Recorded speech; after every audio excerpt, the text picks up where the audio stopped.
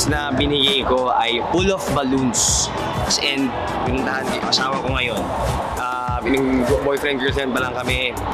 Nung gumising siya, punong-puno ng balloons yung buong kwarto na. Cheesiest na nakuha ko siguro is cheesiest. Date. Date lang. Kasi pag material, hindi na cheesiest yun. So, date talaga yun.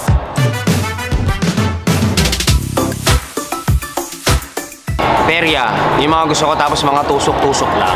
Tapos mag-rides kayo sa perya, hindi EK hindi yung social. Gusto ko yung pag-alis nyo, akala nyo mamatay na kayo.